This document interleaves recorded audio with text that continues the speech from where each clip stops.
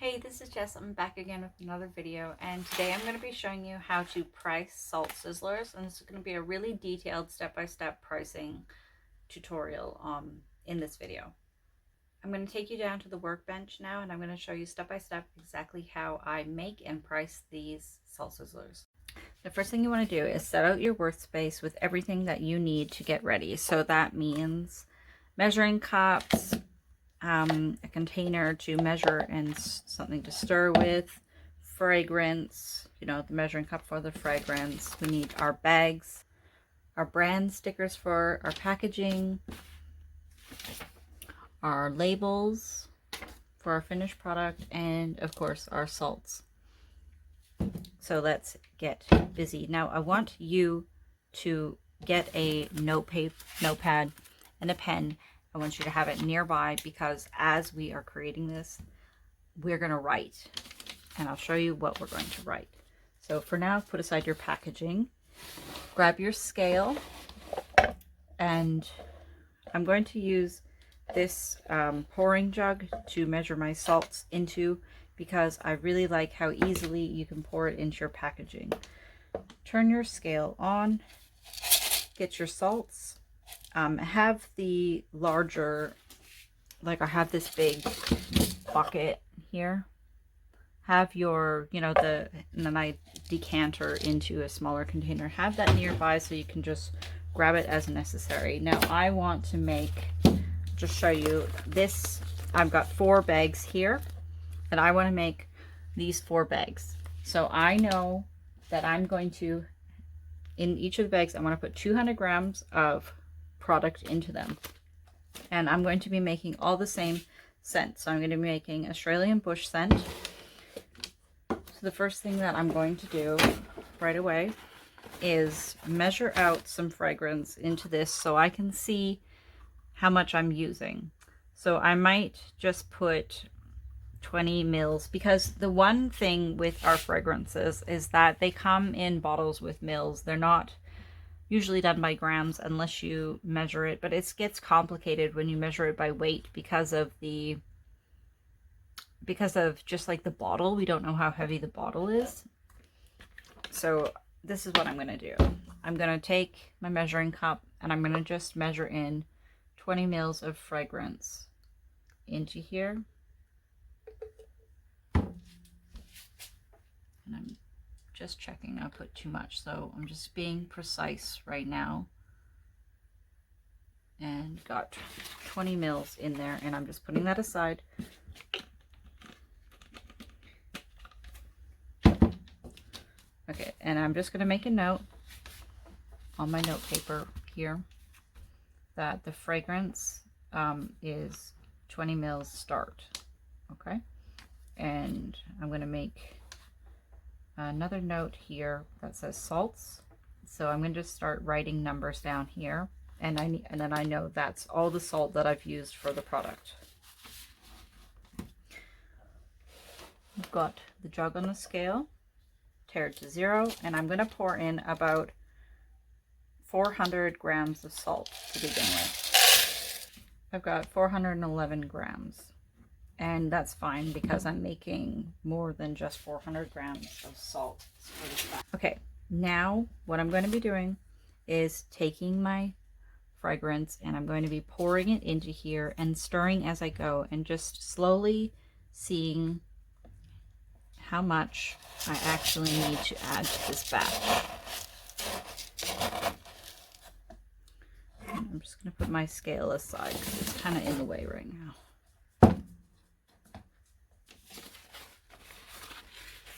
I like to keep my workspace neat and tidy, so I always have paper towels or kitchen towels, whatever you want to call them, nearby, and I rest my beakers on them. I don't like messes. It's easier, in my opinion, to clean as you go rather than dealing with a huge mess later, but that's just my personal preference. You do you.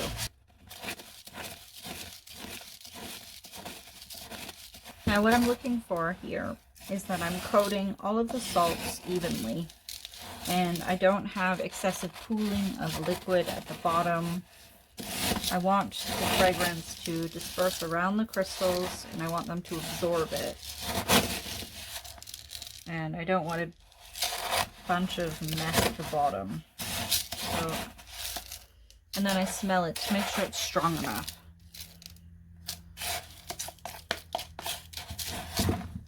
Because some fragrances, they're just really not strong and you need to add more, and this time I'm happy with it. So now I'm going to open up my bag. And this is where we're going to need our scale again.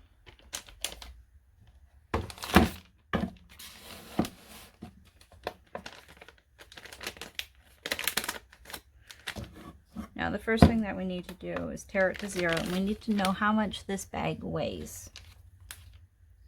So the bags weigh 3 grams, so make a note of that.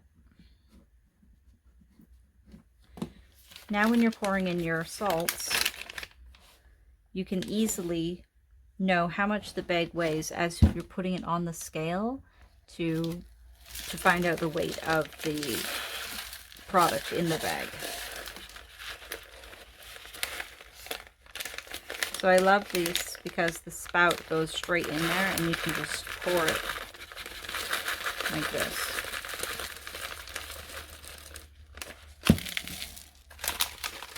Now I'm just going to see how much this weighs. So this is 147 grams right now. So I'm going to see if I can get 200 in there.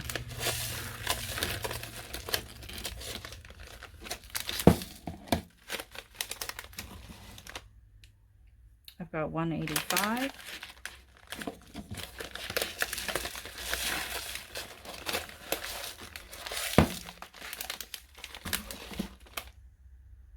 $233. Now I have too much, so I'm going to pour out some.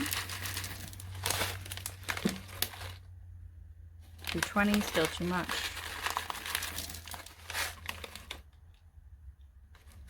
212, too much. 208, we're getting close. Now I don't want to measure this to 200 exactly.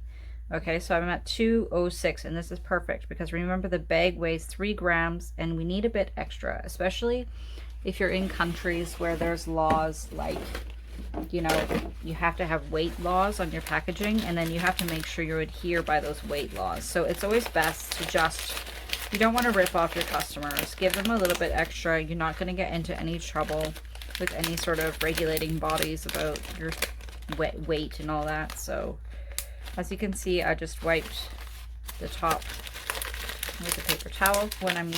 What I'm going to invest in for myself is a heat sealer. So I want to seal the top of this because I've had problems with transit, customers having their product leak out of the seam. So I am going to buy a heat sealer to seal this shut. You know when you like open bags and they're totally sealed with the plastic stuck to each other? That's what a heat sealer does, and you can just get them off of eBay for really cheap, or Amazon or whatever. And I'm going to invest in one of those. And this product is ready to be labeled. So now I put my branding stickers on it, and I also put my scent label, like the name of it. So this is natural simmering granules, Australian bush, scented salt crystals for warmers, and then I've got the weight, 200 grams there. And this product is ready, but now what I'm going to do is just carry on making the rest of them now. I really find that with myself, if I have my labels ready ahead of time, I'm more likely to finish the product or the project I'm working on quicker than if I had to wait, you know, and make them later. You can make them later, but just personally for myself, it is much more efficient if I have it all ready ahead of time to go on the product, because now I have finished products just like this. And I actually quite like this smaller bag as opposed to this larger bag that I have. So that's just something, you know, for me, myself, an evolution of my business is that looking at different packaging, and when you buy things, sometimes you don't know the size of them, and it's okay. You can evolve yourself. You know, this is with business, it's like a personal development almost. You know, you get better. You know, if you want to. Okay, so I've got 407 here. So again, on to my paper where I've got the salts written. I'm just writing 407 grams. And the bags so far, I know that I'm going to do 4 of them. This is just for the pricing later. And I haven't added any more fragrance, so that just stays the same. Now you can see as you stir the salts, you know, they kind of, you can see them adhere the fragrance to them. You can really tell when you have salts that don't have fragrance in them and when they do, because they totally change color. So you can see here they're more white and then they're more yellow.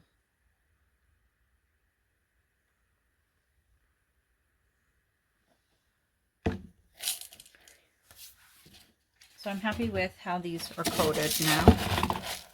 I'm just grabbing my next bag and I'm just going to repeat the process.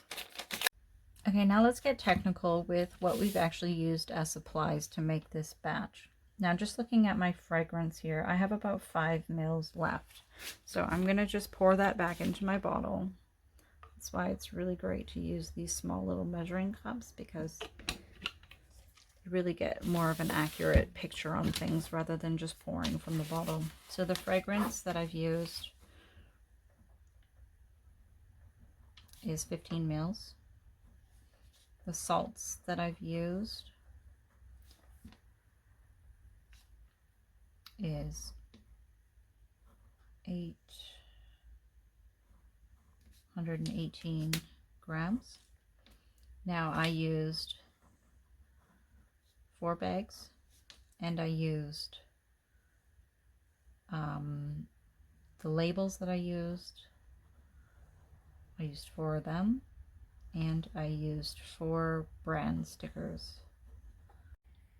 You also have equipment that you have bought to create these. So scales, you know, containers, pouring jugs, spoons, beakers, fragrance, oil. Well, that's already there, but you get what I'm saying. So I suggest that what you do with the equipment is choose an amount that you would like to add on top of the priced product, so that you're actually compensating for the supplies that you've purchased, so that you're not just left with a bunch of costs that aren't being accounted for.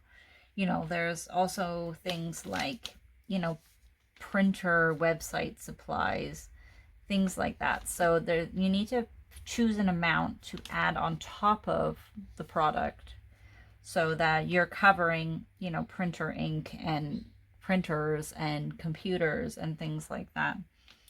But that is not for each, so like, so I'm going to say for this example, we'll use $1. So that's its own entity. So the fragrance, how much did it cost to buy the fragrance bottle? So this fragrance cost about $38 for the bottle. Okay. And there's 500 mils in that bottle. This is where we need a calculator. So we're going to take that $38. We're going to divide it by 500. And this is the price per mil. Okay, so it's 7.6 cents. So you should round it up to 8 cents a mil. So this is your cost. So if you round it up, you're not going to be left with, you know, unaccounted charges and things like that. If you just left it at 7 cents, you're not going to really, you're going to be left short on cash. So let's say it's 8 cents and we used 15. So you're going to times it by 15. The fragrance cost us $1.20. Now the salts. How much did your salts cost you in total? All right, so I have a 5 kilogram bucket. Cost me $40. So I'm going to take $40 for the salts for the big bucket. and I'm dividing it by 5 kilos is 5,000. Okay, so it's costing me less than 1 cent per salt. So now for the salts, you can either round this up to 1 cent, 1 cent per gram, which would probably be a good choice. So is 0.01, and I'm timesing it by how many grams of salts I use. So 818. So this is going to cost me $8.18. Now the bags. How many bags did I buy? I bought 200 bags and it cost me $20.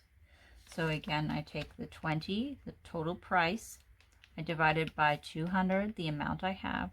So the bags are 10 cents each, so that's 40 cents. Now the labels, they cost me the same thing. You have to figure out how much you bought the whole pack of labels for. I paid $30 for 50 sheets of labels, so I take the $30 and I divide it by 50 sheets. Okay, so it's costing me 2 cents a sheet. And then you count how many labels are there on a sheet. Well, there's 12 labels, so then I take the 2 cents and I divide it by 12. So then we're getting these really small numbers, like not even a cent. So with the labels, you can just say that it's maybe 1 cent or 4 cents because they're using 4 of them. And the brand stickers, I know that they cost about, for me, they were about 10 cents each. So I'm doing 40 cents for them. Okay, so now what we're going to do is we're going to take all of these numbers right here, and we're going to add them up. So $1.20 plus $8.18 plus 40 cents plus 4 cents plus 40 cents, and I've got a $10.22. Now that is not the cost for each. We're dividing that by 4 because we made 4 bags. Now the cost is $2.55.5. So I'm going to add, remember that equipment, $1. Okay, so this is where I'm going to say the cost per bag is $3, and I'm going to round up to 56 cents.